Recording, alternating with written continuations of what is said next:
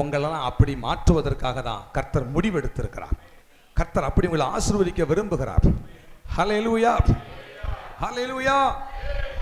நம்ம பழி வாங்கக்கூடிய ஒரே ஒரு ஆளு சாத்தான் தான். சரியா? வேற யாரையும் நீங்க என்ன பண்ணக்கூடாது, பழி வாங்க. அந்த முடிவில் கரெக்டா இருங்க. ஹல்லேலூயா. உலகத்துல யாரையும் நீங்க என்ன பண்ணக்கூடாது, பழி வாங்கக்கூடாது. உலகத்துல பிறந்த யாரு எந்த மனிதர்களும் நமக்கு எதிரிகள் கிடையாது. சரியா? நமக்கு ஒரே ஒரு எதிரி யாரு தான்? சாத்தான். அவனை பழி வாங்கணுங்கிறதுல வைராக்கியமா இருங்க. அவனை கேவலப்படுத்தணுங்கிறதுல வைராக்கியமா இருங்க. ஹல்லேலூயா. அதனால கர்த்தர் உங்களை வல்லமை உள்ள பராக்கிரமசாலியாக மாற்ற விரும்புகிறார். இன்றைக்கு நீங்க கேட்டுக்கொண்ட அத்தனை வரங்கள், யார் யார் என்னென்ன வரங்களை கேட்டீங்களோ அதையெல்லாம் அந்த முழுவர ஜபத்தில் நீங்க பெற்றுக்கொண்டீர்கள். இன்னும் உங்களை ஆசீர்வதிக்கிறேன். அந்த வரங்களை நீங்கள் பெற்றுக்கொள்வீர்களாக. நீங்க கேட்ட வரங்களும் உண்டு, நீங்க கேளாத வரங்களும் உண்டு. ஒரு அலையில சொல்லுங்க பார்க்கலாம். ஏன் உங்களுக்கு கேட்ட வரமும் கேளாத வரமும் ஏன் அப்படின்னா, நீங்க இப்போ சாலமோனை எடுத்துக்கொள்வோம். அவன் ஞானம் கேட்டான் ஆண்டவர்கிட்ட. அது எல்லாத்துக்கும் தெரிஞ்ச விஷயம்தான். அவன் ஞானம் கேட்டான். அந்த பாருங்க, 1 ராஜாக்கள் 3 அதிகாரம். அவன் ஞானம் கேட்ட உடனே கேட்டதையும் கொடுத்தார், கேட்காதையும் கொடுத்தார். அதுக்கு என்ன காரணம் அப்படின்னா, 1 ராஜாக்கள் 3வது அதிகாரத்தில் 3வது வசனத்திலிருந்து வாசிப்போம்.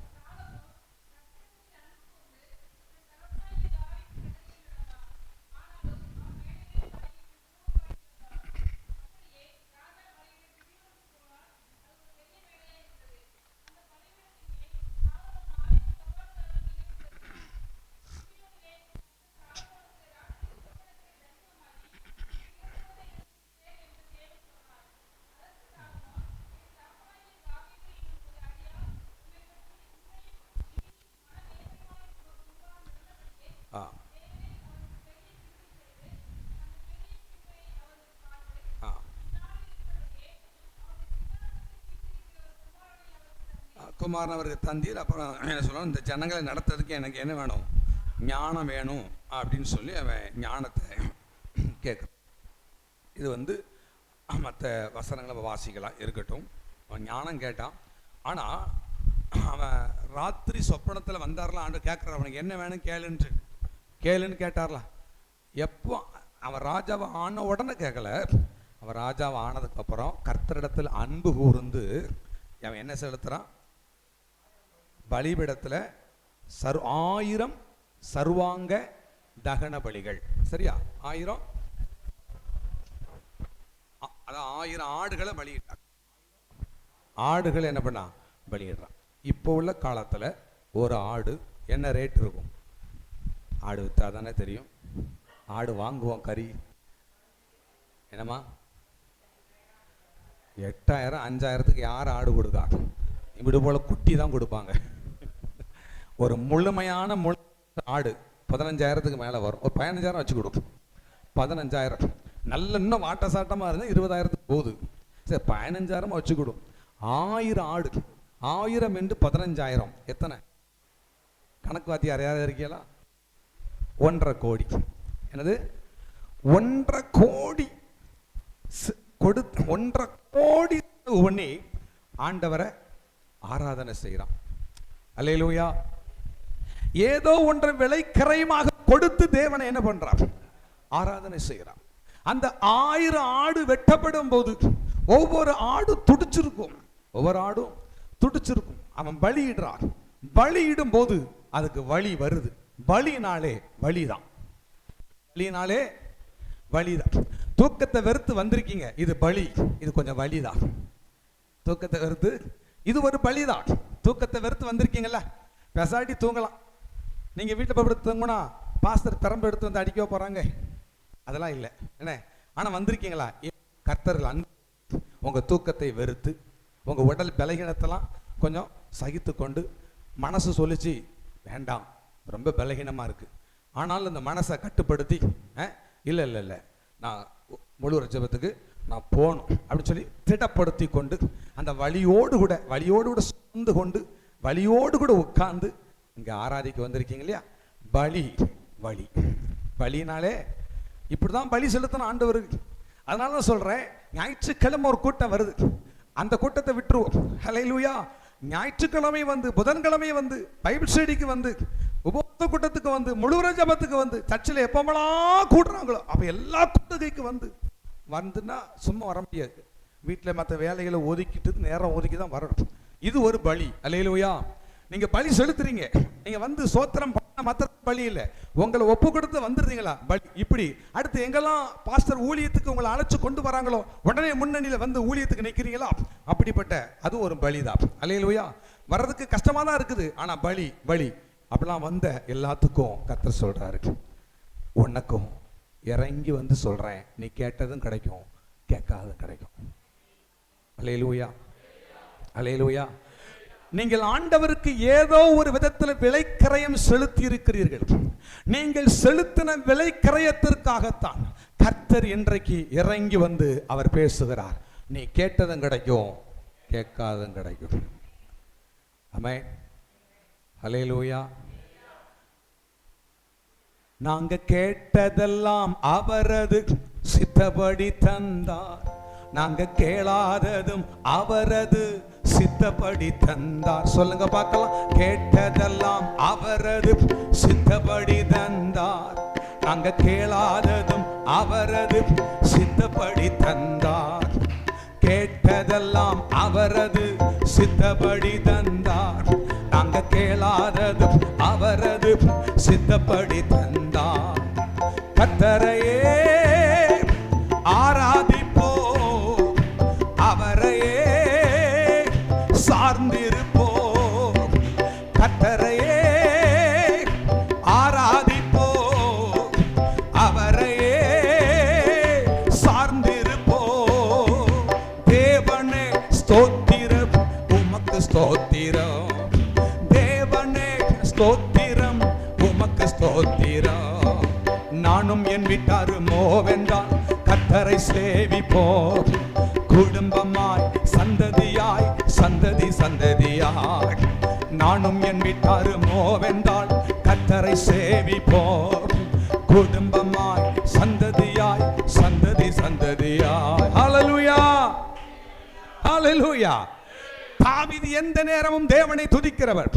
கர்த்தருடைய ஆடை கட்டுவதற்காக அவன் என்ன பண்ணான் தெரியுமா? தன் உயிர்த்து பாடின அத்தனை பொன் வெள்ளி வெண்கலம் எல்லாவற்றையும் கர்த்தருடைய ஆலயத்துக்கு கொண்டு வந்து கொடுத்தான். தன்னை தனக்கு உயிரை கொடுத்து தனக்குன்னு எடுத்த அத்தனையும் அவன் ஆலயத்துக்கு கொடுத்தான், அர்ப்பணிக்கிறான். தன் உயிரை கொடுத்து அவன் பலி. அதான் என்னது? பலி. ஹல்லேலூயா. அவன் வாயினால துதிச்சது மாத்திரம் இல்லைங்க, வாழ்க்கையிலையும் செயல்முறையிலையும் உயிரை கொடுத்து போராடி யாருமே செய்யாத ஒன்றை அந்த நாட்கள்ல அவன் செய்து கொடுத்தான். உலகத்துல மனிதர்கள் தோன்றிய நாள் முதல் அந்த நாள் வரைக்கும் யாருடைய சிந்தையிலும் வராத ஒன்று தாவீது சிந்தையில வந்துச்சு. என்னது? ஆனந்த கட்டம். அல்லேலூயா. நான் கேதுரு மர பலகையினால செஞ்ச வீட்டில் படுத்து கிடக்கிறேன், ஆனா என் ஆண்டவருடைய உடன்படிக்கைப்பட்டி ஒரு கூடாரத்தில் இருக்குது. அதனால அவருக்கு ஒரு ஆலயத்தை நான் கட்டணும்னு சொல்லி அந்த 2 சாமுவேல் 7ஆம் அதிகாரத்தை வாசித்தோம்னா வாசிக்கலாமா? 2 சாமுவேல் 7ஆவது அதிகாரம்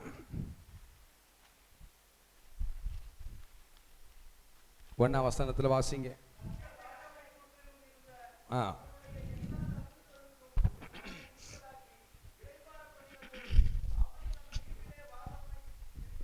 ஆ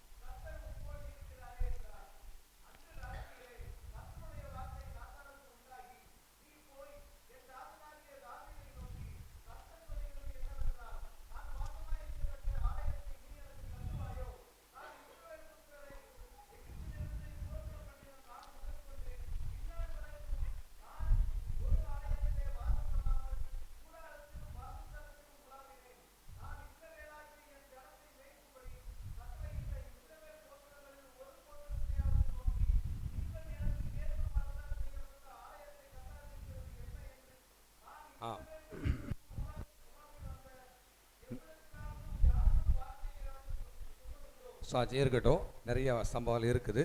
இப்படி ஆண்டவர் சொல்லிட்டு சொல்றாரு, யாரிடத்துல நான் எதிர்பார்க்கல, யாருமே செய்யாத ஒன்று நீ செஞ்சுட்ட அப்படின்னு சொல்லிட்டு 11ஆம் வசனத்தில் என்னென்ன மாதிரி உன்னை ஆசீர்வதிப்பேன்னு சொல்றாரு. இப்படி சொல்லிட்டு 12ஆம் வசனம் மாத்திரம் வாசிங்க. நிறைவேறி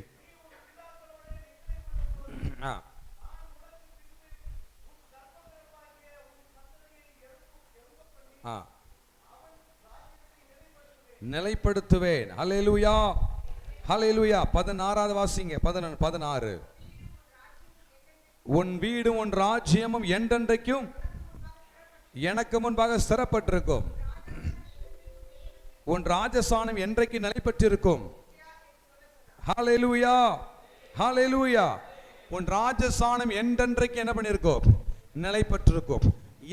பாருங்க, நீ செத்தாலும் உன் சந்ததியில ராஜாக்கள் என்ன பண்ணுவேன், எழுப்புவேன். உன் சந்ததிகள் ராஜாக்களை எழுப்புவேன், தேசத்தை ஆளுவார்கள், உன் சந்ததியில் ராஜாக்கள் வருவார்கள் அப்படின்னு சொல்லிட்டாரு. அது நடந்து கொண்டே இருந்தது. ஆமென். யாருமே செய்யாத ஒன்றை கர்த்தருக்காக நீங்களே யோசிக்கணும். அல்லேலூயா. கர்த்தருக்காக யோசிக்க ஆரம்பிங்க. பக்கத்துல கைப்பிடி சொல்லுங்க, கர்த்தருக்காக இதுவரைக்கும் யாருமே செய்யாத ஒன்றை நான் செய்வேன் என்று அது சம்பந்தமாக யோசியுங்கள். தேவையில்லாததை யோசிக்காதீர்கள். அல்லேலூயா. நம்ம தேவையில்லாததை யோசிப்போம். இன்னிலிருந்து உங்க யோசனை மண்டலம் எப்படி இருக்க வேண்டும் என்று கர்த்தர் உங்களுக்கு கட்டளையிடுகிறார். என்ன யோசிக்கணும்? யாருமே பூமியில செய்யணும் அப்படின்னு சொல்லி யோசிக்கணும். சரியா? யோசிப்பீங்களா? யோசிப்பீங்களா? யோசிப்பீங்களா? அல்லேலூயா, அல்லேலூயா. இந்த அவன் யாரு, மோசே ஆசரிப்பு கூடாரத்தில் போகும்போது அவர் போயிட்டு வர லேட்டாகும். போயிட்டு வர, ஏன்னா கர்த்தரோட பேச போகும்போது அவர் லேசில் சீக்கிரம் அவர் விட்டுருவாரா? விட மாட்டார். அவன் வெளியே வர்ற வரைக்கும் யோசுவா ஆசரிப்பு கூடாரத்தை விட்டு பிரியாது இருந்தான். இது எந்த அங்க இருக்கிற மற்ற எவனுக்கும் அந்த எண்ணம் வரல. எவனுக்கு அந்த எண்ணம் வரல. யோசுவாவுக்கு மாத்திரம் அந்த எண்ணம் என்ன பண்ணுச்சு, வந்துச்சு. அதனால என்ன பண்ணாரு தெரியுமா? மோசே மோசே, உன் டைம் முடிய போகுது, உன் டைம் முடிய போகுது. அதனால உன்னுடைய ஸ்தானத்தில் நான் யோசுவாவை வைக்க போறேன் அப்படின்னுட்டார். அல்லேலூயா, அல்லேலூயா. அந்த ஆசரிப்பாரத்தில் மோசே உள்ள போயிட்டாரு. நேராவது ஒரு மணி நேரம் பேசிக்கிட்டு இருப்பாருப்ப, எனக்கு வீட்டில் மனைவி பிள்ளைகளாக இருக்கிறான், கிளம்புறேன் அப்படின்னு சொல்லி அவன் பாட்டை பார்க்க போயிட்டான். அல்லேலூயா. ஆனால் யோசுவா மாத்திரம் ஆசரிப்பு கூடாரத்தை விட்டு பிரியாதிருந்தான். அதனால தான் ஆண்டவர் யாருமே செய்யாத ஒன்றை யோசுவா செஞ்சான். அல்லேலூயா. அப்படி செஞ்சதுனால தான் யோசுவாவை மோசேக்கு அப்புறம் தலைமை பொறுப்பில் கர்த்தர் கொண்டு வந்தார். அல்லேலூயா சொல்லுங்க பார்க்கலாம். அங்க வேற யாருக்குமே கொடுக்காத ஒரு பொறுப்பு. வேற அவர் யோசிக்கிறார், மோசேக்கு அப்புறம் யாரை கொடுக்கலான்னா அவர் யோசனை, தேவனுடைய யோசனையில் யார் தான் வர்றா? யோசுவா தான் வர்றார். யோசுவா தான் வர்றார். ஏன்னா அவன் தான் யாருமே செய்யாத ஒன்றை செஞ்சுக்கிட்டு இருக்கிறான். இந்த சபையில் உங்களை கர்த்தர் வைத்திருக்கிறார். ஆமென். இந்த போதகருக்கு ஒத்துழைப்பு கொடுக்கறதுல யாருமே செய்யாத ஒன்றை நான் செய்வேன்னு சொல்லி அது சம்பந்தமா யோசித்து முடிவெடுத்து செய்யுங்க. இல்லையா? அல்லேலூயா. செய்வீர்களா? செய்வீர்களா? இந்த சத்தத்தை எங்கேயாவது கேட்டிருக்கீங்களா? எங்கே கேட்டிருக்கீங்க? அம்மா. அல்லேலூயா. ஆமா, அவங்க சொல்லிட்டு போயிட்டாங்க. மக்கள் கொஞ்சம் செஞ்சாங்க, ஓட்டு போட்டாங்க, கூட இருக்கிறவங்க செய்யல. அல்லேலூயா. சரி, அந்த சப்ஜெக்ட் போக வேண்டாம், விட்டுரும். அல்லேலூயா. அதனால ஆண்டவர் உங்களை பார்த்து கேட்கிற கேள்வி இதுதான். யாருமே செய்யாத ஒன்றை அந்த யோசுவா செய்தது போல இந்த சபையில இருந்து கொண்டு யாருமே செய்யாத ஒன்றை நீ செய்யணும். ஆமென். அல்லேலூயா சொல்லுங்க பார்க்கலாம். அந்த யாருமே செய்யாத ஒன்று செய்யற காரியம் யூதாஸ் செஞ்ச மாதிரி இருக்கக்கூடாது. எப்படி? யூதாஸ் செஞ்ச மாதிரி கூட இருந்தே குழி பொறிக்கிற வேலையை செய்யக்கூடாது. பக்கத்துல கையை பிடிச்சு சொல்லுங்க, இந்த சபையில இருந்துகிட்டு கூட இருந்தே குழி பறிக்கிற வேலையை நீ செய்யாத. அப்படி செஞ்சன்னா பேரு குழிதான். நீ இருக்கிற இடத்துக்கு பேர் என்னது? குழிதான். அல்லேலூயா. எப்படி பாஸ்டர் சொல்றீங்க அப்படின்னா, கர்த்தரால் தரிசனம் பெற்ற யோசேப்பை வித்தரணும், கொன்றணும் அப்படின்னு முடிவு பண்ணி கடைசியில் கொல்ல வேண்டாம், அவனை கொஞ்சம் வித்துருன்னு சொல்லி குழியில போட்டு எடுத்து வித்துட்டான். சரியா? அல்லேலூயா. ஆதியாகமம் எடுங்களேன், அங்க ஒரு வேடிக்கை பார்ப்போம். ஆதியாகமம் 37வது அதிகாரத்தை எடுங்க.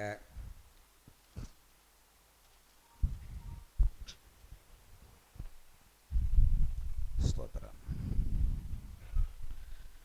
இந்த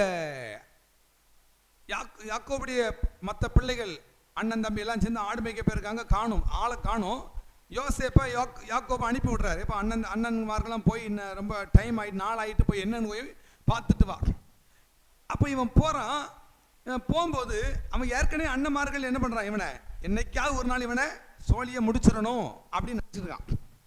சரியா? ஏன்னா எதிர்காலத்தில் யாராக போகிறான், ராஜாவாக போகிறான் தெரிஞ்சுக்கிட்டு, நீ வந்து எங்களை ஆளுகை செய்வ, நான் உங்களுக்கு உனக்கு முன்னால் கையை கட்டி நிற்கணுமே அப்படின்னு சொல்லி மனசில் நினச்சிக்கிட்டு எவனைக்காவது ஒரு நாள் இவனை சோழியை முடிச்சு நினச்சிருக்கான். அப்படி நினைக்கும் போது இப்போ அவங்க ஆடு மேய்ச்சிக்கிட்டு இருக்கிறான். அவன் இடத்துல யோசேப்பு தேடி போகிறான்.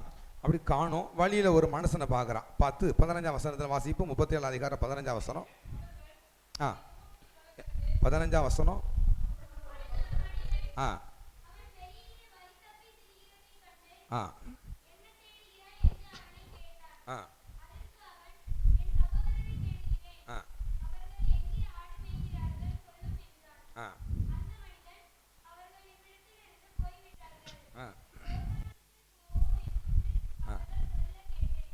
போதும்.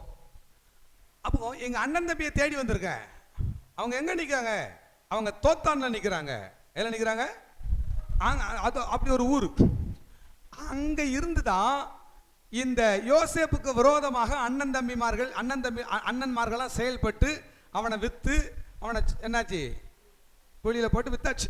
20 வெளியாசு வித்தாச்சு. சரி, ரைட்டு, சாப்டர் முடிஞ்சது. யோசேப்புடைய சரித்திரத்தை காலி பண்ணிட்டோம். இனி ஒரு நாளும் அவன் இந்த பக்கம் வர வாய்ப்பே இல்லைன்னு சொல்லி முடிச்சுட்டான். கதையை முடிச்சுட்டான்.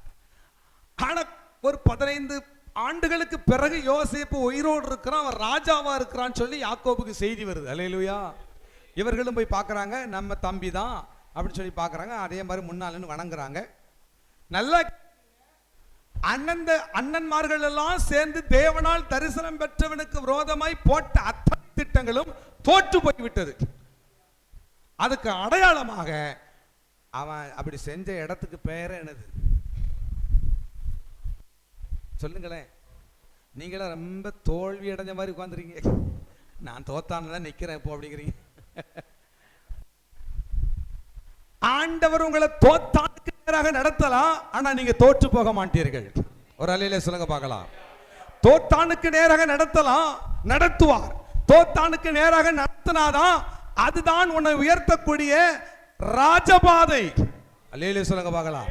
அதனால எந்தெந்த இடங்கள்லாம் நீங்க தோற்று போனீர்களோ, எந்தெந்த இடங்கள்லாம் நீங்க உதாசீனப்படுத்தப்பட்டீர்களோ, எந்தெந்த இடங்கள்லாம் நீங்க தள்ளப்பட்டீர்களோ, அதுதான் தேவன் உங்களை நடத்துகிற ராஜபாதை. ஹல்லேலூயா. அந்த ராஜபாதையில கர்த்தர் யோசேப்பை நடத்தினார். யோசேப்புக்கு தெரியாது நான் போய் கொண்டிருப்பது ராஜபாதை என்று. அவன் எண்ணமெல்லாம் உம்மை நன்றாகத்தான் ஆராதித்தேன், நன்றாகத்தான் முழுவர ஜெபத்துக்கு வந்தேன், தகப்பனுக்கு உண்மையான விசுவாசத்தோடு இருந்தேன், என்னை தோத்தானில் கொண்டு வந்து தள்ளிவிட்டு என் வாழ்க்கையை கடிப்பதற்கு என்ன அனுமதித்து விட்டேர் ஐயா அப்படி சொல்லி புலம்பி இருக்கலாம் மனசுக்குள்ள. அதெல்லாம் அங்க சொல்லப்படலை. நிச்சயமா வந்திருக்க மனுஷன் தானே. ஹல்லேலூயா. ஆனாலும் யோசேப்பு தன்னை திடப்படுத்தி கொண்டு சோத்திரம் பண்ணி கொண்டு கர்த்தர் நடத்துற பாதை ஏதோ வந்திருக்கோம், மாட்டிக்கிட்டோம், அடிமையா வந்திருக்கோம், போவோம். ஆனா அங்கேயும் கர்த்தரவன் கூட இருந்தார். ஹல்லேலூயா, ஹல்லேலூயா. அதனால நான் சொல்றது என்னன்னா, உங்களை அந்த தேவனால் தரிசனம் பெற்ற யோசேப்புக்கு விரோதமாய் செஞ்ச அத்தனை காரியங்களும் தோற்று போனது. அவர்கள் செய்து கொண்டிருக்கிற இடம் தோற்றான். இன்னைக்கு தானும் உங்களை எத்தனையோ காரியத்தில் உங்களை தள்ளிவிட்டு, உங்களை யாரிடத்துல இருந்தமோ பிரித்து உங்களை தனிமைப்படுத்தி உங்களை கொஞ்சம் அடிமைகள் ஒப்பு கொடுத்து உங்கள் பேரை கெட்ட பேராக்கி இதுக்கு என்னெல்லாம் செய்யணுமோ செஞ்சுக்கிட்டே இருக்கிறான். இருக்கிற இடம் தோத்தான். சாத்தான் நிற்கிற இடம் எது? எது? தோத்தான். அவன் தோல்வி அடைஞ்சிட்டான். சிலுவையிலே அவனை தோக்கடிச்சிட்டார். சாத்தானை இப்ப எங்க நிப்பாட்டி வச்சுக்கிறார் ஆண்டவர்? தோத்தானில். அல்லேலூயா. சாத்தானுக்கு ஒரு சரித்திரம் எழுதுனா தோல்வி அடைந்தவன் என்ன சரித்திரம் எழுத முடியும்? அல்லேலூயா. ஆனா உங்களுக்கு எனக்கும் நம்ம சரித்திரத்துல கூட தோல்வி வராது. அல்லேலூயா சொல்லுங்க பார்க்கலாம். வெற்றி உண்டு, வெற்றி உண்டு, வெற்றி உண்டு, எனக்கு வெற்றி உண்டு, வெற்றி உண்டு, வெற்றி உண்டு, வெற்றி உண்டு, வெற்றி உண்டு, வெற்றி உண்டு, எனக்கு வெற்றி உண்டு, வெற்றி உண்டு, வெற்றி உண்டு, வெற்றி உண்டு, வெற்றி உண்டு, வெற்றி உண்டு, எனக்கு வெற்றி உண்டு, வெற்றி உண்டு, வெற்றி உண்டு. தோல்வி இல்லை, தோல்வி இல்லை, தோல்வி இல்லை, என் சரித்திரத்தில் ஒருபோதும் தோல்வி இல்லை. தோல்வி இல்லை, தோல்வி இல்லை, தோல்வி இல்லை, என் சரித்திரத்தில் ஒருபோதும் தோல்வி இல்லை. உங்களை பற்றி ரொம்ப பெருமையாக பாட வைக்கிறார் ஆண்டவர். நீங்கள் என்னடா பார்த்தா எவன் தோத்தானே தோக்காட்டானே. இப்போ எனக்கு அதுவா முக்கியம் அப்படிங்கிற மாதிரி இருக்கிறீங்க. கொஞ்சம் சேர்ந்து பாடலாமா? அல்லேலூயா. தோல்வி இல்லை, தோல்வி இல்லை, என் சரித்திரத்தில் ஒருபோதும் தோல்வி இல்லை. சொல்லுங்க. தோல்வி இல்லை, தோல்வி இல்லை, தோல்வி இல்லை, என் சரித்திரத்தில் ஒருபோதும் தோல்வி இல்லை. என் சரித்திரத்தில் ஒருபோதும் தோல்வி இல்லை. என் சரித்திரத்தில் ஒருபோதும் தோல்வி இல்லை. எங்க சரித்திரத்தில் ஒருபோதும் தோல்வி இல்லை. எங்க சரித்திரத்தில் ஒருபோதும் தோல்வி இல்லை. தோல்வி இல்லை, தோல்வி இல்லை, தோல்வி இல்லை, எங்க சரித்திரத்தில் ஒருபோதும். ஆமென். தோல்வி இல்லை, தோல்வி இல்லை, எங்க சரித்திரத்தில் ஒருபோதும். எங்க சரித்திரத்தில் ஒருபோதும் தோல்வி இல்லை. எங்க சரித்திரத்தில் ஒருபோதும் தோல்வி இல்லை. எங்க சரித்திரத்தில் ஒருபோதும் தோல்வி இல்லை. எங்க சரித்திரத்தில் ஒருபோதும் தோல்வி இல்லை. எங்க குடும்பத்தில் ஒருபோதும் தோல்வி இல்லை. உங்க குடும்பத்தில் ஒருபோதும் தோல்வி. எங்க சபையில, எங்க சபையில ஒருபோதும் தோல்வி இல்லை. எங்க சபையில ஒருபோதும். ஓ தோல்வி இல்லை, தோல்வி இல்லை, தோல்வி இல்லை, எங்க சபையில ஒருபோதும் தோல்வி இல்லை. தோல்வி இல்லை, தோல்வி இல்லை, எங்க குடும்பத்துல, எங்க குடும்பத்துல ஒருபோதும் தோல்வி இல்லை. எங்க குடும்பத்துல ஒருபோதும். எங்க சரித்திரத்துல, எங்க சரித்திரத்துல ஒருபோதும் தோல்வி இல்லை. எங்க சரித்திரத்துல ஒருபோதும். கிறிஸ்துவுக்குள் வாழும் எனக்கு எப்போது வெற்றி உண்டு. கிறிஸ்துவுக்குள் வாழும் எனக்கு எப்போது வெற்றி உண்டு. வெற்றி உண்டு, வெற்றி உண்டு, வெற்றி உண்டு, எனக்கு வெற்றி உண்டு. வெற்றி உண்டு, வெற்றி உண்டு, வெற்றி உண்டு, எனக்கு. சாத்தானின் அதிகாரம் எல்லாம் என்னே பறித்துக் கொண்டார். சாத்தானின் அதிகாரம் எல்லாம் என்னே ஆமென் சிலுவையில் அறைந்து விட்டார்.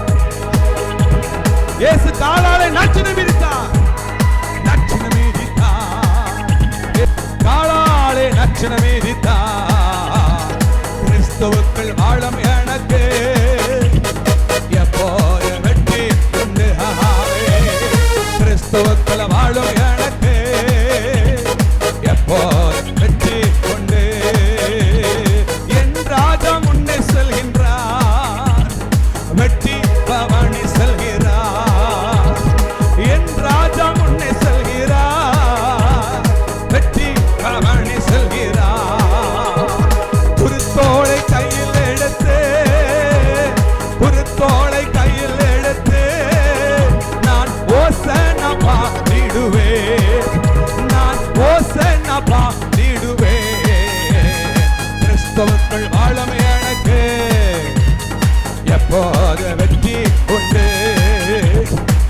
கிறிஸ்துவுக்குள் வாழும் எனக்கு எப்போ வெற்றி உண்டு. ஹல்லேலூயா. யோசேப்ப வாழ்க்கையில தோல்விக்கு நேரம் தள்ளி விட்டது உலகம். சந்தோஷமா இன்பமா ஜாலியா வாழ வேண்டிய வாலிப வயசுல அடிமையாக போய் அடிமைத்தனத்துக்கும் ஆழமா சிறைச்சாலைக்குள்ள போய் பெயரும் கெட்டு போய் இனி அவ்வளவுதான் அப்படிங்கிற மாதிரி நிலைமை. என்னடா என் வாழ்க்கை இப்படி தோல்வியாவே இருக்கு அப்படின்னு அவன் சிந்தனை முழுவதும் ஒரு கேள்வி. என் வாழ்க்கை இப்படி தோல்வியாவே இருக்கு, தோல்வியாவே இருக்கு, தோல்வியாவே இருக்கு. அண்ணன் தம்பி வித்து குடும்பத்தோட புரிச்சு நாட்டையே விட்டு நாடு கடத்தி என்னை வித்துட்டான். சரி, எஜமான் வீட்டுக்கு வந்து இங்க ஒரு நல்ல பேர் கிடைச்சது, அதுவும் போச்சு. எல்லாமே தோல்வி. நான் என் பரிசுத்தத்தை காத்துக்கொண்டேன், என் கற்பை காத்துக்கொண்டேன். ஆனா கற்புக்கு வந்த சோதனை. நான் ஜெயிச்சாலும் என் பேரு கெட்ட பேர். என் கற்பை காத்துக்கொண்டு எனக்கு தோல்வி தோல்வி தோல்வி தோல்வி. நம்ம சிந்தனையில் பல கேள்வி இருந்துகிட்டே இருக்கும். தோல்வி தோல்வி, ஏன் இந்த தோல்வி என்ற அந்த கேள்வி அவனுக்குள்ள இருந்துகிட்டே இருந்தது. ஆனா இந்த 21வது நூற்றாண்டுல, இந்த 2026 வாழுகிற கர்த்தருடைய ஜனங்கள் வேதத்தை படிக்கும் பொழுது யோசேப்பு தோற்று போனானா, சரித்திரத்துல வெற்றி தான், வெற்றி கொடி பறந்ததா அப்படின்னு கேட்டா என்ன சொல்லுவோம்? வெற்றி கொடி பறந்தது. யோசேப்பு தோத்துட்டான்னு சொல்லி இங்க இப்போ உள்ள ஜெனரேஷன் யாராவது சொல்ல முடியுமா? சொல்ல முடியுமா? ஆனா அன்னைக்கு அவன் சிந்தனை என்னது? ஒரே தோல்வியா இருக்கு, ஏன் இந்த கேள்வி. அல்லேலூயா. ஒரே தோல்வி, ஏன் என்ற கேள்வி. அல்லேலூயா. ஒரே தோல்வி தோல்வி. காலையில் எந்திரிச்சாலும் தோல்வி தான் எந்திரிக்க வேண்டியிருக்கு, நைட்டு தூங்க போனாலும் தோல்வி தான் எந்திரிக்க வேண்டியிருக்கு. என்ன அப்படிங்கிற ஒரு கேள்வி. அல்லேலூயா. உங்களுக்கு அப்படித்தானே இருக்குது, அப்படித்தானே இருக்குது. ஆனா இந்த பூமி முழுவதையும் அழிச்சதுக்கு அப்புறம் இன்னொரு பைபிள்னு ஒன்று எழுதினாருன்னா பேர் வரும் பாருங்க. அவ்வளவும் வெற்றி கொடி, வெற்றி கொடி, வெற்றி கொடி. இவங்க பேர்ல வெற்றி கொடி, என் பேர்ல வெற்றி கொடி பறக்கும். அல்லேலூயா. உங்க பேர்ல வெற்றி கொடி நாட்டப்பட்டிருக்கும். இதுதான் உண்மை, இதுதான் நடக்க போகுது. தெரியுமா உங்களுக்கு? இது தெரியாம தான் புலம்பிக்கிட்டு இருக்கீங்க. இது தெரியாம தான் புலம்பிக்கிட்டு இருக்கீங்க. புலம்பாதீங்க. என்ன பண்ணாதீங்க. அப்படி என்ன பண்ணணும்? வேதத்தில் உள்ள பக்திமான்கள் ஒவ்வொருவரையும் கர்த்தர் நடத்தின பாதையை நம்ம பார்த்திருக்கிறோம். தாவீதை நடத்தின பாதையும் பார்த்திருக்கிறோம். அபிஷேகம் பெற்ற பிறகு மரணத்தின் பள்ளத்தாக்கிலே, மரணத்தின் விளிம்பில் தான் அவனை தேவன் கொண்டு வந்தார். ஆமென். ஊருக்குள்ள போக முடியாது, காட்டுக்குள்ள தான் வாழ்ந்து கொண்டிருந்தான். மரண குழியில வாழ்ந்தது போல. நாட்டுக்குள்ள வந்தா ராஜா கொல்ல வரான், காட்டுக்குள்ள போனா அங்க கொடூரமான சிங்கம், கரடி, புலி எல்லாம் இருக்கு. அதுக்கெல்லாம் தப்பிச்சுதான், பயந்துதான் வாழணும். அதான் நிலைமை. அல்லேலூயா, அல்லேலூயா. இப்படிதான் தாவீது வாழ்க்கை. யோசேப்பு வாழ்க்கை மோசமா இருந்தது, தாவீது வாழ்க்கை மோசமா இருந்தது. ஆனால் நாட்கள் கடந்ததுக்கு அப்புறம் அவன் வாழ்க்கையில பட்ட அத்தனை தோல்விகளும் எப்படி மாறிச்சு? மாறிச்சு ஜெயமா. தோல்வி பள்ளத்தாக்க இருக்கும்போது தாவீது கர்த்தரை துதிக்கிறவனா இருந்தான். தோல்வி பள்ளத்தாக்கில் நடந்தாலும் யோசேப்பு உண்மை உள்ளவனாக, பரிசுத்தம் உள்ளவனாக, விசுவாசத்து வீரனாக இருந்தான். அல்லேலூயா, அல்லேலூயா. தோல்வி பள்ளத்தாக்கில் நடந்த யோசேப்புக்கு சோதனை வருது. ஆதியாகமம் 39 அதிகாரத்தில் ஒரு எக்ஸாம், கர்த்தர் டெஸ்ட் வைக்கிறாங்க. ஒரு வைக்கிறார். என்ன நடந்துச்சு? அந்த போத்திபார் இவனை ஒரு தவறான விபச்சாரத்துக்கு வாப்பா, நம்ம சந்தோஷமா இருக்கலாம், புருஷன் வீட்டில் இல்லை அப்படின்னு சொல்லி அவனோடு கட்டாயப்படுத்தி அந்த விபச்சாரத்துக்கு அழைக்கும் பொழுது, இவன் வாலிப வயசுதான், 4 அறையும் பூட்டி இருக்குது, நினைச்சா தப்பு பண்ணலாம். அவன் என்ன வார்த்தை சொல்றான்னு தெரியுமா? 9ஆம் வசனம்.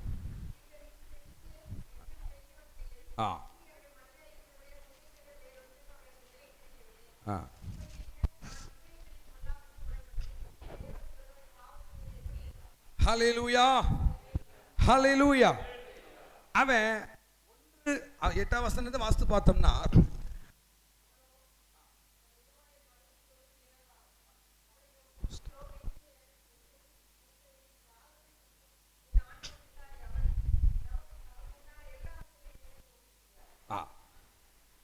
எஜமான் என்னை நம்பி எல்லா பொறுப்பையும் கொடுத்துருக்கான், உன்னை தவிர. மனைவியாகி உன்னை தவிர எல்லா பொறுப்பையும் என்கிட்ட நம்பி கொடுத்துட்டா, அதனால எஜமானுக்கு நான் துரோகம் பண்ண முடியாது. எஜமானுக்கு உண்மை உள்ளவனா இருக்கிறார். அல்லேலூயா. அடுத்த 9வது கடைசியில் சொல்றான், இத்தனை பெரிய பொல்லாங்க என் தேவனுக்கு முன்பதாக பாவம் செய்வது எப்படி? அங்க தேவனை முன்னால கொண்டு வர்றா. அவன் உணர்வுகள்ல ஒன்று இருந்தது. நானும் இந்த போர்த்திப்பார் மனைவி மாத்திரம் இல்ல இருக்கிறார். ஆமே, யார் இருக்கிறா? அந்த உணர்வு எப்போதும் நமக்குள்ள இருந்துச்சுன்னா 4 ரூமுக்குள்ள பண்ணக்கூடிய சேட்டைகளை நம்ம பண்ண மாட்டோம். அதை தவிர அப்படியே முக்கில் ஓரமா சாஞ்சுக்கிட்டு செல்போனை இப்படியே வச்சுக்கிட்டு யாரும் பார்க்கல நினைச்சு உன் இஷ்டத்துக்கு பார்த்துக்கிட்டு இருந்தனா, உன் கூட ஒருத்தர் இருக்கிறார்ல, அந்த உணர்வு இருந்துச்சுன்னா பார்க்க மாட்டேன். தேவையில்லாததை பார்க்க மாட்டேன். அல்லேலூயா. தேவையில்லாத காட்சிகளை பார்த்துடக்கூடாது. அல்லேலூயா. கர்த்தர் உங்க கூட இருக்கிறார் உணர்வு இருந்துச்சுன்னா நம்மளால பாவம் செய்ய முடியாது. ஆமென். அந்த உணர்வோட வாழுங்க. அந்த யோசேப்பு அந்த உணர்வோடு இருந்தான். பாவத்தை ஜெயித்தாங்க. அவனுக்கு டெஸ்ட் வச்சாரு. அவனை தோல்வியின் பாதைக்குள்ள நடத்தினாரு. அவனை பெரிய ஒரு ராஜா பதவியில கொண்டு நிறுத்துவதற்கு திட்டம் போட்டாரு. அந்த பதவியை கொடுக்கிறதுக்கு முன்னால், அந்த உயர்வை கொடுக்கிறதுக்கு முன்னால் அவனுக்கு என்ன வச்சாரு? டெஸ்ட் வச்சார். பக்கத்துல கைப்பிடி சொல்லுங்க, கர்த்தர் உனக்கு டெஸ்ட் வச்சுக்கிட்டு இருக்கிறாரு. டெஸ்ட் வைக்கிறாரு. டெஸ்ட் கடினமாக தான் இருக்கும். எக்ஸாமில் பாஸ் பண்ணிடணும். பைபிளை விழுந்து விழுந்து படித்தாதான் பாவம் செய்ய முடியாதபடி அவர் வார்த்தை உன் இருதயத்தில் பதித்து வைத்தாதான் பாவம் செய்யாம பாஸ் பண்ணலாம். சங்கீதம் 119:11 என்ன சொல்லுது? 119:11 வாசிங்க.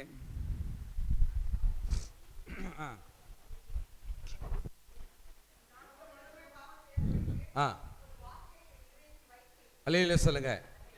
இந்த பைபிளை எந்த அளவுக்கு முட்டி முட்டி முட்டி நல்லா படிக்கிறியோ உன் இருதயத்தில் அது உள்ள பதிஞ்சுக்கிட்டே இருக்கும்.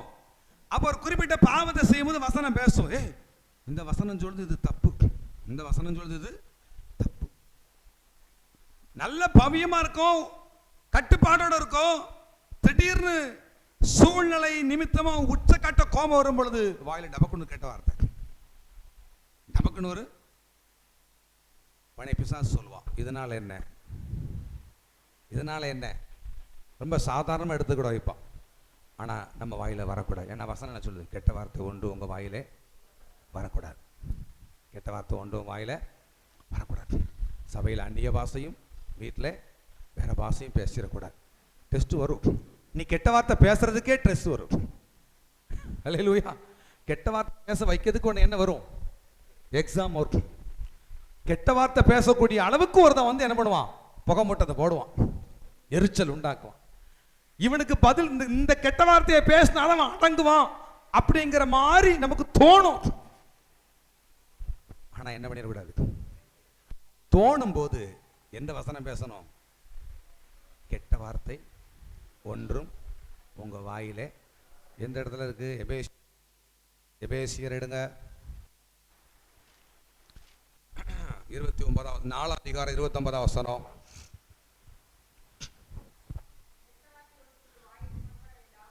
போதும். கெட்ட வார்த்தை ஒன்று உங்க வாயிலிருந்து புறப்பட வேண்டாம். என்ன வார்த்தை புறப்படக்கூடாது? இது வந்து வசனம். பாவம் செய்யாதபடி, கெட்ட வார்த்தை என்பது ஒரு பாவம் தான், அதை செய்யாதபடி நீங்க உங்களை காத்துக்கொள்ளணும்னா இந்த வசனம் மனசுல ஞாபகம் இருக்கணும். இது ஞாபகம் இருக்கணும்னா பைபிளை எவ்வளவு படிக்க முடியுமோ வாசித்துக்கிட்டே இருங்க. உங்க பொழுதுபோக்கே பைபிள் வாசிக்கிறதாக இருக்கட்டும். சரியா? அல்லேலூயா. சரி, நம்ம மனித மூளை படி ரொம்ப நேரம் வாசிக்கிட்டே இருந்தாலும் ஏறாது. அதுக்கு என்ன பண்ணணும்? நான் இப்போ என்ன பண்ணணும்? காலையில் ஜெபம் பண்ணும்போது பைபிள் வாசிக்கிறது போக பாத்ரூம்லாம் போயிட்டு குளிச்சுட்டு சாப்பிட போகிறதுக்கு முன்னால் இன்னொரு அதிகாரத்தை வாசித்துருவேன். ஏன்னா ஒரு 10 நிமிஷம் மலை வாசம் சாப்பிட போவேன். சாப்பிட்டு முடிச்சு அப்புறம் பிள்ளைகள் பெறப்படுறதுக்குள்ள இன்னொரு அதிகாரத்தை வாசித்துருவேன். அப்போ இன்னொரு அங்கே ஏதோ ஒரு வசனம் உள்ள போகும். அதுக்கப்புறம் நேர பிள்ளைகளை கொண்டு விட்டுட்டு, ஒரு பிள்ளை மூத்த பிள்ளை சாராட்டக்கரில் படிக்கிறான், +1 படிக்கிறான். அந்த பிள்ளையை விட்டு 2வது பிள்ளையை 10 மணிக்கு கொண்டு விடலாம். அது ரொம்ப லேட்டாக பிறந்ததுனால அது லேட்டாக ஸ்கூல் போகுது. ஆமாம், பிள்ளை வந்து 11ஆவது படிக்கி, 2வது பிள்ளை எல்கேஜி படிக்கி. ஒரு 12 வருஷம் கழித்து ஆண்டவர் இந்த வச்சுக்கோ அப்படின்னு கொடுத்து அவராக கொடுத்தாரு. சரியா, கொடுத்தாரு, வாங்கிக்கிட்டோம். அதனால் அதை கொண்டுட்டு வரணும். இதை கொண்டு விட்டுட்டு வரதுக்குள்ள இடையில பைக்கு ஓரமாக நிப்பாட்டிட்டு, அப்போ இந்த செல்ஃபோன் எதுக்காக கொடுத்துக்கிறாரோ அந்த நோக்கத்தை நிறைவேற்றுவேன். அங்கே பைபிள் ஆப் இருக்கும். ரோட்டு ஓரமானு ஏதாவது ஒரு அதிகாரத்தை வேகமாக வாசிச்சுட்டு அந்தால புறப்பட்டு வருவேன். மண்டைக்கில் ஏறிடும் வசனம், ஏதோ ஒன்று ஏறும். அல்லேலூயா. இப்படி பைபிளை வாசிங்க, நிறைய மண்டைக்கில் ஏறி. சரியா, ரொம்ப நேரம் உட்கார்ந்தாலும் உங்களுக்கு வாசிக்கிட்டே இருந்தாலும் மண்டைக்கில் என்ன பண்ணாது, ஏறாது. சரியா, அல்லேலூயா. இப்படி வாசித்தீங்கன்னா நிறைய ஏறும், நிறைய தியானிக்கவும் செய்யலாம். வாசிட்டு வர நேரத்தில் அதை யோசிச்சுட்டே வந்தீங்கன்னா என்ன பண்ணலாம், நிறைய வசனம் உள்ள ஏறிடும். தியானிக்க தியானிக்க புதிய வெளிப்பாடு கிடைக்கும். ஆவியில் இன்னும் பலப்படலாம். அல்லேலூயா சொல்லுங்க பார்க்கலாம். நீங்கள் ஆவியில் பலப்பட்டு பலவானாக மாறிட்டீங்கன்னா சாத்தானை தத்தளிக்க பண்ணிடுற. சாத்தானை தத்தளிக்க பண்ண சும்மா இல்லை, வசனம் தெரியணும். வசனம் இயேசுநாதர் ஃபுல்லாக வசனத்தை உள்ளே ஏற்றி வச்சுருந்தார். 30 வயசுக்குள்ளே வசனத்தை பூரா கரைச்சி குடிச்சு வச்சுருந்தார். அதனால தான் லூக்கா 4 அதிகாரத்தில் சாத்தான் வந்து சோதிக்கும் போது அவனை எப்படி ஜெயிச்சார், வசனத்தை வச்சு ஜெயிச்சார். வசனத்துக்கு நான் கொஞ்சம் சின்ன பிள்ளையாக இருக்கும்போது எங்கள் அம்மா, இப்போ அவங்க அப்படி செய்ய மாட்டாங்க, அவங்க நல்லா ஆவியில் பலப்பட்டு நிறைய ஊழியம் பண்ணுறாங்க. அவங்க அப்போ ரொம்ப ஆவியில் வளராததுனால அவங்க இந்துவிலிருந்து ரட்சிக்கப்பட்டு வந்தாங்கல்ல. ஒரு நாள் நாங்கள் ஒரு இடத்துக்கு போயிட்டு வரும்போது சைக்கிள் எங்கள் அப்பா எல்லாம் கூட்டிகிட்டு போகிறாங்க. கீழே விழுந்துட்டோம். அப்புறம் திரும்ப வந்து வீட்டில் படுத்து தூங்கியாச்சு. மார்க்கெட் போயிட்டு வந்தோம். அன்னைக்கு ராத்திரி வந்து டம் டம்னு கதவை தட்டுது. என்னது, பேயின்னு வச்சுக்கிட்டு, பேய் தான் பின்னாலே வந்திருக்கு. அந்த விழுந்த இடத்துல யாரோ ஒரு பையன் முன்னாடி அடித்து கொலை பண்ணியிருக்காங்க பொழுது. அதுலேருந்து ஃபாலோ பண்ணி வந்திருக்கு. எங்கள் அம்மா வந்து அந்த அளவுக்கு பெரிய ரட்சிப்பில் ஆழமாக வளரலை. அவங்க அந்த இந்து வழக்கத்து இருந்தனால பேய் தட்டுன்னு தெரிஞ்சுக்கிட்டு இந்த மாதிரி பாரிய பிஞ்சு விளக்கமாக இருக்கு, ஊட்டி இருக்கு அப்படின்னு சொன்னாங்க. உண்மையிலே சொன்னாங்க, உண்மையிலே சொன்னாங்க. அப்படிலாம் சொன்னால் அது பேருமா, சொன்னா போமா? சாத்தானை தத்தளிக்க பண்ணணும்னா ஏசுனார் என்ன பண்ணாரு, வசனத்தை ஃபுல்லாக நிரப்பியிருந்தார். நீங்கள் சாத்தானை தத்தளிக்க பண்ணுகிற கூட்டம், அவனை தத்தளிக்க பண்ணுவதற்கு நீ எப்படி பலவானா மாறணுங்கிறத கர்த்தர் சொல்லி கொடுத்துக்கிட்டு இருக்கிறாரு. உன்னை கூர்மையான இயந்திரமாக மாற்றிக்கிட்டு இருக்கிறாரு. வசனத்தை ஃபுல்லாக உள்ள நிரப்பி வச்சுக்கோ. வெப்பன்ஸ் இருந்தால் தானே எதிரி அடிக்க முடியும். அல்லேலூயா. ஈரான் என்னதான் அந்த மிசைல்ஸ் ஏவுகணை வச்சிருந்தாலும் இஸ்ரேல் அதையும் ஓவர் கம் பண்ணுவதற்கு ஒரு வெப்பன்ஸ் இருக்குல்ல, அவன் அடிச்சு நொறுக்கிறான். லேசர்ல என்ன பண்ணிட்டான், அயன் பீம் அதெல்லாம் வச்சு அடிச்சு நொறுக்கிறான். அமெரிக்காக்காரன் இவனை விட பவர்ஃபுல்லாக இருக்கிறதுனால அவன் வந்து அடிக்கிறான். வெப்பன்ஸ் பவர்ஃபுல்லாக இருக்கணும். அல்லேலூயா, அல்லேலூயா. பவர்ஃபுல் வெப்பன்ஸ் வேத வார்த்தை, இயேசுவின் நாமம். அல்லேலூயா சொல்லுங்க பார்க்கலாம். அந்த வெப்பன்ஸுக்குள்ள வெடி மருந்து இருக்கு, வெளியே உலோக தகடு வச்சு மூடி இருக்கிறோம். அதே போல இயேசுவின் நாமம், அந்த இயேசுவின் நாமத்துக்குள்ள நாம வேத வசனத்தை இருதயத்தில் போல நிறைச்சி வச்சுக்கிடுங்க. சாத்தானை ஈஸியாக ஜெயிச்சிடலாம். சாத்தான் என்ன பண்ணலாம், ஈஸியாக வெப்பன்ஸை யூஸ் பண்ணணும். வெப்பன்ஸை வச்சுக்கிட்டு நீங்க வேற வெப்பன்ஸை யூஸ் பண்ணக்கூடாது. புரிதானு சொல்றது? விளக்கு மாதிரி எடுக்கக்கூடாது, கம்பு எடுக்கக்கூடாது, அருவாள் எடுக்கக்கூடாது. ஹல்லேலூயா. வீண் வார்த்தைகளை, வல்கரான ஒரு வலிமையான கொடுமையான வார்த்தைகளை பேசக்கூடாது. அந்த வெப்பன்ஸ் செயலிழந்து போகும். வெப்பன்ஸ், ஹல்லேலூயா.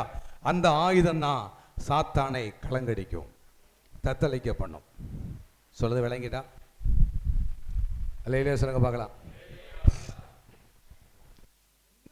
சபையில் வசனம் கேட்டாலும், சபையில் ஊழிய பண்ணக்கூடிய அளவுக்கு எல்லாத்திலையும் ஈடுபாடு வச்சுக்கிட்டாலும், உங்க வீடுகளுக்குள்ள நீங்க பேசுற வார்த்தை இருக்கலாம், அதெல்லாம் ரெக்கார்டு பண்ணி காமிச்சா உங்களை என்ன பண்ணலாம், காரி துப்புற மாதிரி தான் இருக்கு பாஸ்டர் அப்படி நீங்களே சொல்றீங்களா? இப்படி அப்படித்தானே, அப்படித்தானே? காரி துப்புற மாதிரி தான் இருக்கு நம்ம வர்ற வார்த்தை. வரக்கூடாது. பிள்ளைகள் வந்து கீழ்ப்படியில் கோவம் வருது, சொன்ன பேச்சு கேட்கல. ஆனால் நம்ம என்ன பண்ணோம்னா, நீ எல்லாம் சொல்ல சொல்ல கேட்க மாட்டேங்க, நீ எல்லாம் எங்கே விளங்க போகிற ஒரு வார்த்தை வருது. அது சர்வசாதாரணமாக வரும், சர்வசாதாரணமாக வரும். இது போக நிறைய பேருக்கு வேறு மாதிரி வரும், பன்னி வரும், நாய் வருது, எல்லாம் வருது, அப்படிலாம் வருது. சரி, அவன் சேட்டை பண்ணும்போது நீலாம் எங்கே விளங்க போகிற அப்படி சொல்கிற அந்த வாய், உங்கள் பிள்ளை ஏதாவது கீழ்ப்பிடிக்கிற காரியம் இருக்குல்ல, கீழ்ப்பிடியுங்களா, அது என்னைக்காவது கூப்பிட்டு கர்த்தரோட ஆசீர்வதிப்பாரா அப்படி சொல்லியிருக்கீங்களா? சொல்லியிருக்கீங்களா? சொல்லலைன்னா உங்கள் நாக்கை என்ன பண்ணிட வேண்டியதான், அறுத்து எரிஞ்சு போட்ட, அந்த நாக்கு தேவையில்லை. சரியா? இந்த நீலாம் எங்கே விளங்க போகிற, அதுவும் கெட்ட வார்த்தையில் ஒன்று தான். அதுவும் ஏன்னா அவனை விளங்காமல் போகணும்னு சொல்கிறோம்ல, அவனுக்கு அது கெட்டு போகணும் அப்படின்னு சொல்கிறோம்ல, அது கெட்டு போகிறதுக்குண்டான வார்த்தை.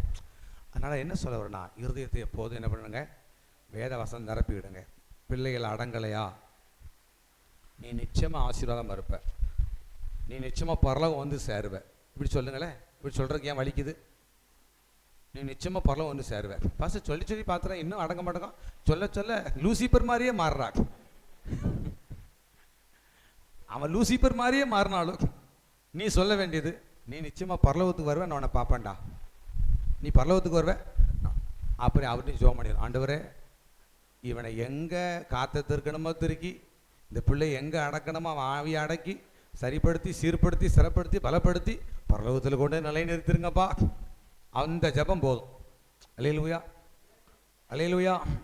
ஆனால் நிறைய பேர் ஜபம் என்னன்னா, இவன் எப்படியாவது மனம் திரும்ப வச்சு நல்ல வேலைக்கு அனுப்பிடுங்கப்பா, நல்ல சம்பளம் கொண்டு வரணும், யாரெல்லாம் பகைக்கிறாங்களோ அவனுக்கு முன்னால் என் பிள்ளை நல்ல பெரிய பங்களாலையும் பெரிய கார்லையும் வரணும், அந்த கார்ல என்ன வச்சு கூட்டு போகணும், என்ன பார்க்குறவங்களாம் வயிறு எறிஞ்சே சாகணும் அப்படின்னு தான் ஜெபம். அப்படிதான் ஜெபம் பண்ணுவோம்.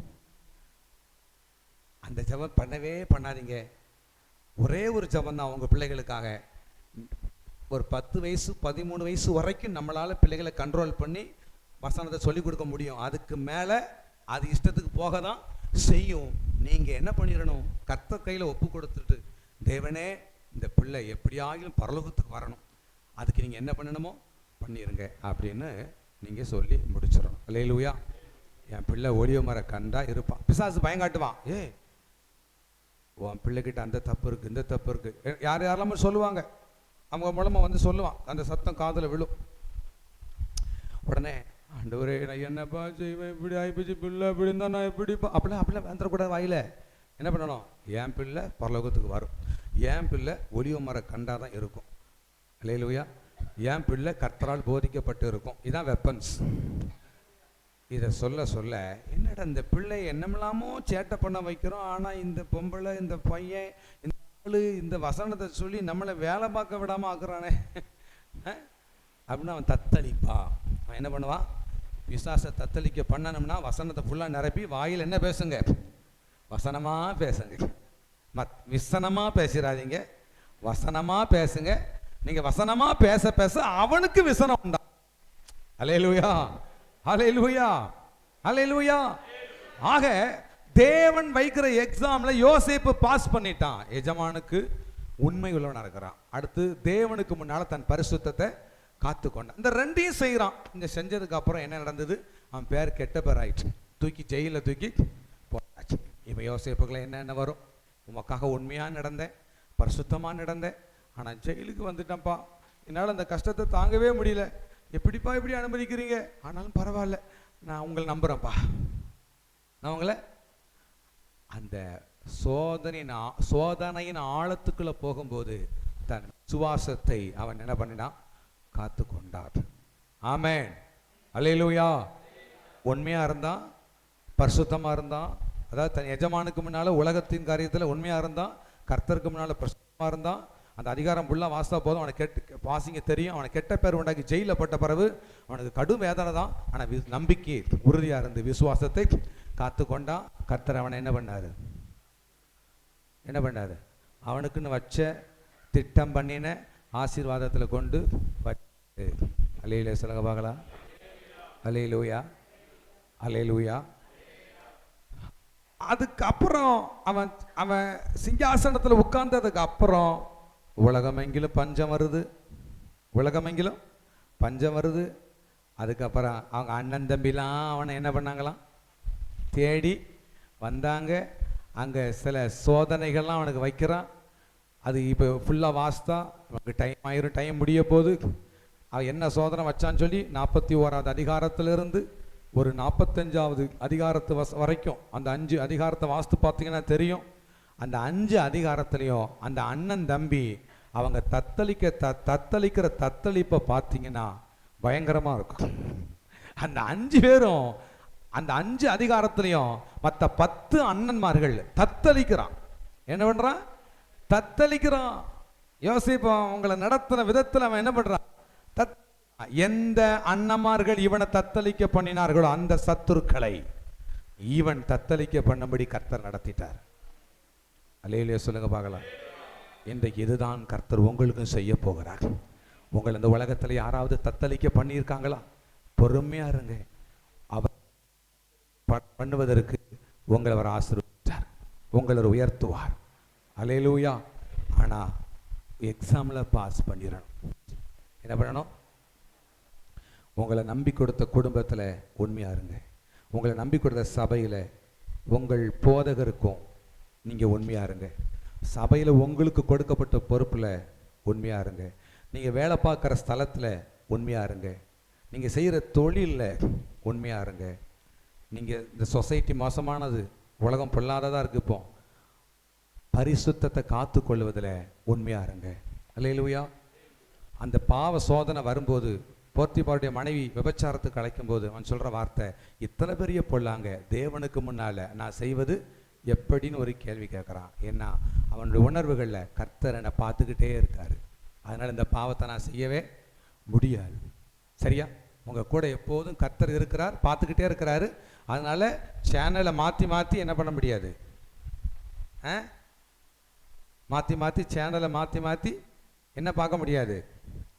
சினிமாவையோ நாடகத்தையோ பார்க்க முடியாது. நம்ம எப்படி நம்முடைய பரிசுத்தத்தை விளங்கப்படுத்துவோம் அப்படின்னா, நீங்கள் வீட்டுக்குள்ளே நாடகமோ சினிமாவோ பார்த்துக்கிட்டு இருக்கீங்க.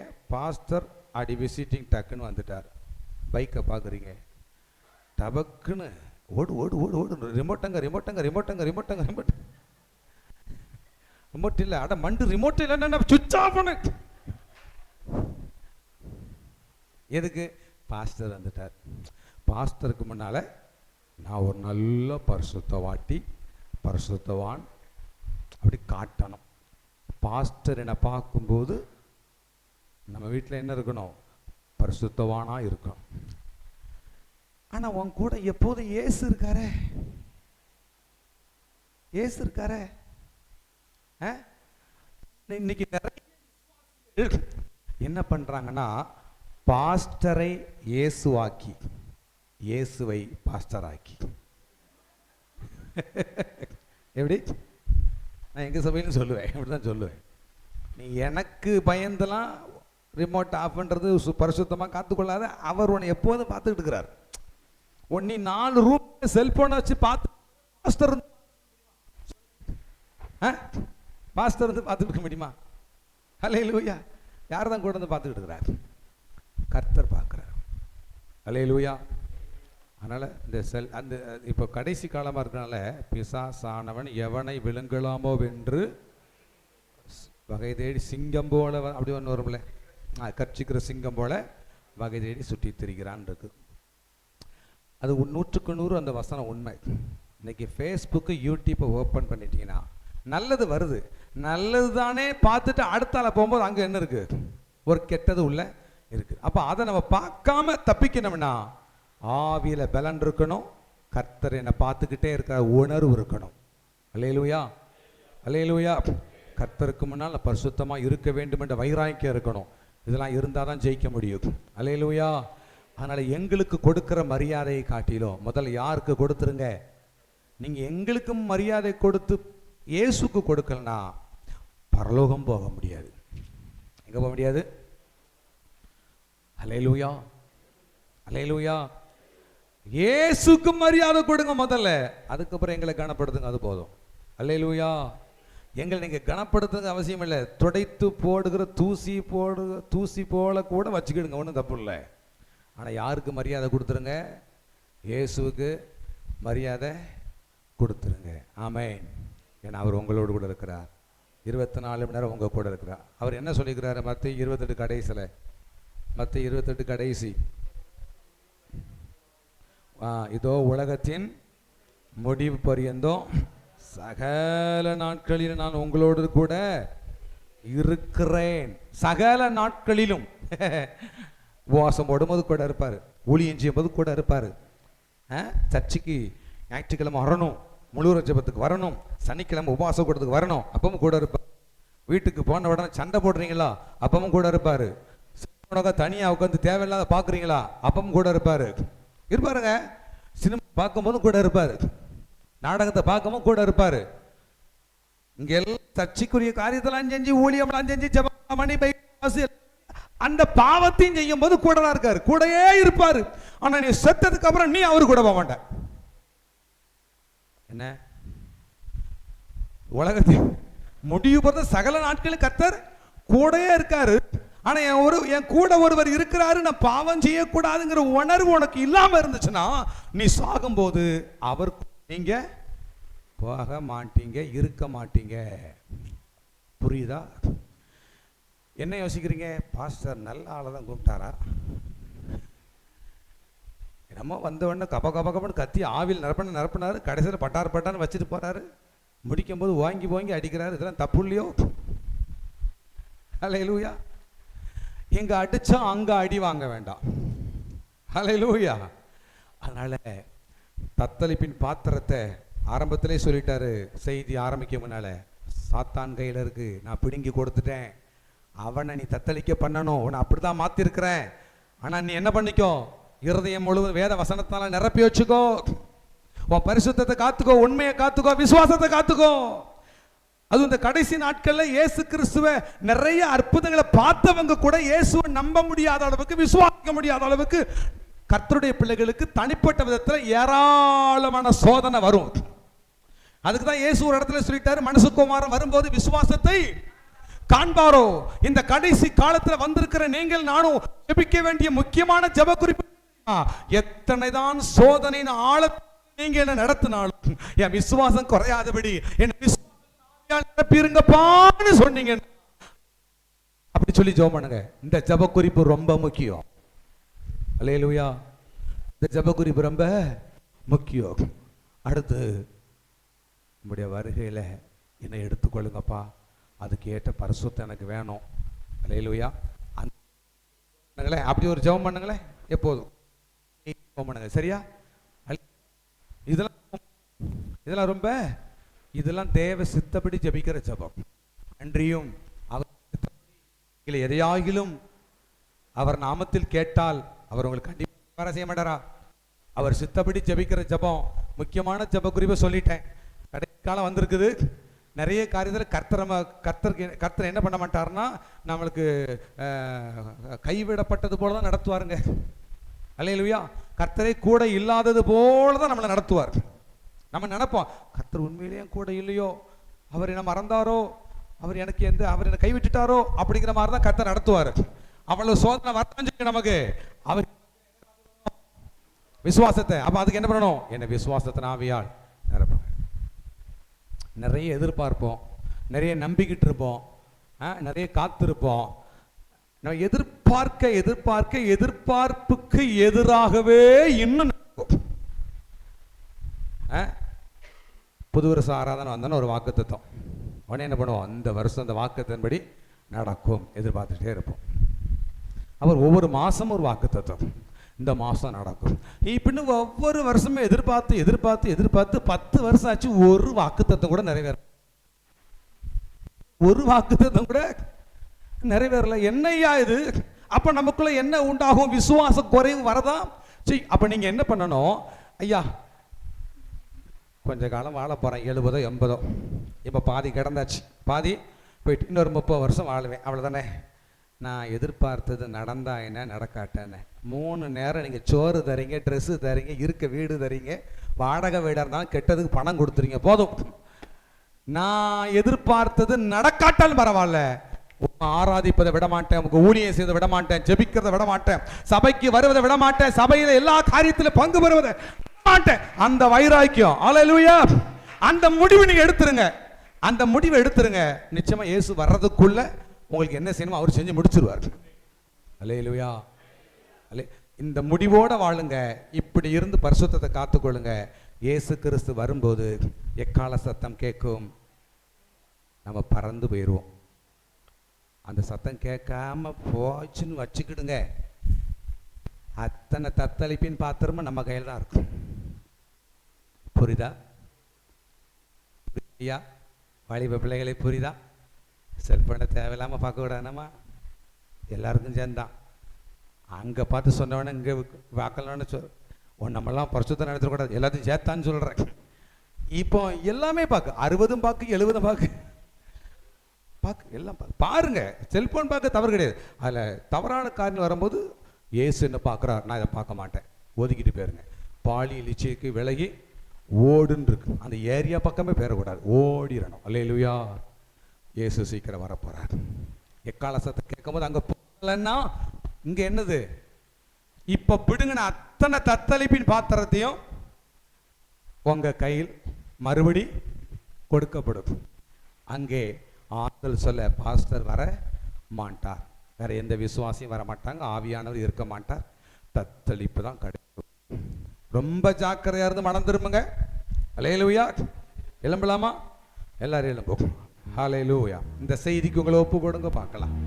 தேவனே, தேவனே, இயேசுவே, இந்த உலகத்தில் வாழுகிற கொஞ்ச காலத்தில் நான் விரும்புறது நடக்குதோ நடக்கலையோ அதை பற்றி பரவாயில்லப்பா.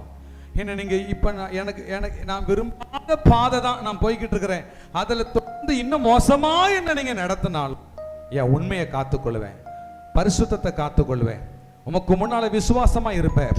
வேத வசனத்தினால என் இருதயத்தை நிரப்பி வைத்துக் கொண்டு வேத வார்த்தை என்கிற ஆயுதத்தால சாத்தான பண்ணுவேன். இயேசு வசனத்தை வச்சு சாத்தான ஜெயிச்சு அவனை தத்தளிக்க பண்ணியது போல நானும் வசனத்தினால இருதயத்தை நிரப்பி சாத்தானை தத்தளிக்க பண்ணுவாண்டவரே, தத்தளிக்க பண்ணுவாண்டவரே, என் சுயத்துக்கு சாகடிக்க ஒப்பு கொடுக்கிற ஆண்டவரே, ஒப்பு கொடுக்கிற ஆண்டவரே, அப்பா என்ன சர்வாங்க தகன பலியா என்ன ஒப்பு கொடுக்கிற ஆண்டவரே, அப்பா இயேசுவே, இயேசுவே, நீர் வருவதற்குள்ளாக ஒரு பரிபூரணமான ஆத்மாவாக நான் மாறுபடி என ஒப்பு கொடுக்கிறேன் ஆண்டவரே, ஒப்பு கொடுக்கிறேன் ஆண்டவரே. மரண பரியந்தம், இந்த உலகத்தின் முடிவு பரியந்தம் நான் கூட இருப்பேன்னு சொல்லி வாக்கு பண்ணி என் கூட இருக்கீங்களப்பா. நான் சாகும் போது நான் உங்க கூட இருக்கேன் ஆண்டவரே. அந்த பாதையில ஒப்பு கொடுக்கிறேன் ஆண்டவரே, ஒப்பு கொடுக்கிறேன். என் ஆவி ஆத்மா சரீரத்தை அடக்கி ஒப்பு கொடுக்கிறேன். தேவையில்லாத வீம்பு வீராப்பு எனக்கு வேண்டாம், உலக ஆசை வேண்டாம். எதிர்பார்ப்பேன், நடந்தா சந்தோஷம், நடக்காட்டா முறுமுறுக்க மாட்டேன். சோத்திரம் போட்டுக்கிட்டு போயிட்டே இருப்பேன்பா, உங்களை பின்பற்றி போயிட்டே இருப்பேன்பா. என்ன வந்தாலும் நன்றி சொல்லி கொண்டு போயிட்டே இருப்பேன் ஆண்டவரே, என்ன வந்தாலும் நன்றி சொல்லி கொண்டு போய்கிட்டே இருப்பேன். ஆமென். என் வாழ்க்கையில் இருக்கிற சிலுவையை தூக்கி கொண்டு இயேசுவின் பின்னே போக துணிந்தே, இயேசுவின் பின்னே போக துணிந்தேன், இயேசுவின் பின்னே போக துணிந்தே, பின்னோக்கே நான், பின்னோக்கே நான், பின்னோக்கே நான், உலகம் என் பின்னே சிலுவை என் முன்னே, உலகம் என் பின்னே சிலுவை என் முன்னே, உலகம் என் பின்னே சிலுவை என் முன்னே, பின்னோக்கே நான், பின்னோக்கே நான், பின்னோக்கே நான், பின்னோக்கே நான். ஆண்டவர் கர்த்தர் நம்மை ஒப்பு கொடுப்போம். அப்பா இயேசுவே, எனக்காக சிலுவையில் பலியானீர் ஆண்டவரே. நான் உலகத்தில், இந்த உலகத்தில் நல்ல வாழ்க்கை வாழ உமக்கு சாட்சியாக நிற்க மாத்திரமல்ல, நீர் வரும்போது உமோடு கூட பரலோகத்துக்கு வர ஆண்டவரே, இதற்காகத்தான் என்னை அழைத்தீர், தெரிந்து கொண்டீர். அப்பா, இந்த உலகத்தோடு முடிந்து போவதல்ல, இந்த உலகத்திலே எனக்கு ஆசீர்வாதம், பூமியிலேயும் ஆசீர்வாதம், பரத்திலேயும் ஆசீர்வாதம். அப்படிப்பட்ட ஆசீர்வாதம் உடையவனாகத்தான் என்னை தெரிந்து கொண்டிருக்கிற ஆண்டவர். ஒருபோதும் உம்முடைய நாம குலைச்சலாக்க நாங்கள் வாழ ஆண்டவரே, நீர் அதற்காக எங்களை தெரிந்து கொள்ளவில்லை. பலப்படுத்துங்கப்பா. யோசேப்பை போல உமக்காக வாழத்தக்கதான ஒரு கிருபை, ஒரு வைராக்கியம், ஒரு வல்லமை, ஒரு பலன் உமக்காக நிற்கத்தக்கதாக நெறிந்த நாணலாம் ஆண்ட வல்லமையுள்ள மூங்கிலை போல எழும்பி நிற்கத்தக்கதாக உங்களுடைய விசேஷ ஆவியினால எங்களை பலப்படுத்துங்கப்பா. பலப்படு